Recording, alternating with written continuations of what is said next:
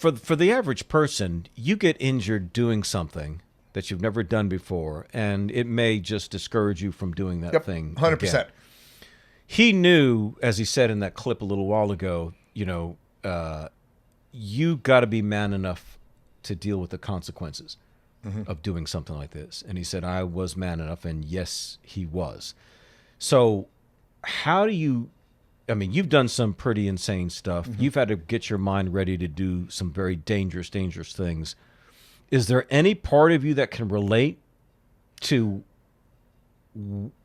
what his process or what his way of thinking had to have been in order to deal with that? Yeah, absolutely. I mean, because I got hurt right on, in my special ops career.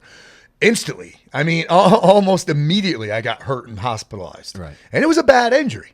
I was a toad jumper, my second jump out of the airplane, pulled me all the way across the fryer drop zone, pulled my bicep into my forearm, dislocated my shoulder, broken ribs, concussion, and hospitalized me for a couple months.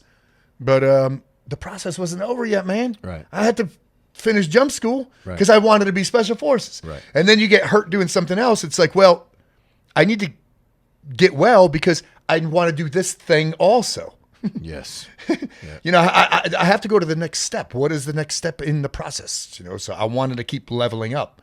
So yeah, I could definitely relate, especially, later on he does something that I could relate to as well. So he's not planning on getting injured, but it's just such a factor he has to keep. Yep. It's probable.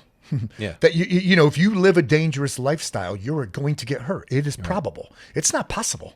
It is probable. Right. So he knew that the path was cluttered with potential injury, risk, failure, and the like of it. But he wanted to go absolutely as high as he possibly could. So was it the jumping, or was it, because when you really go over his story, he's not like a motorcycle guy. No. It was more like the thrill of victory. It's a thrill of victory. Yes. Yep. Yeah. I think that was just his vehicle. Yeah, it could have been anything. Yeah, it could have been go fast on a boat or go the deepest underwater. Right. He was going to do something. Right.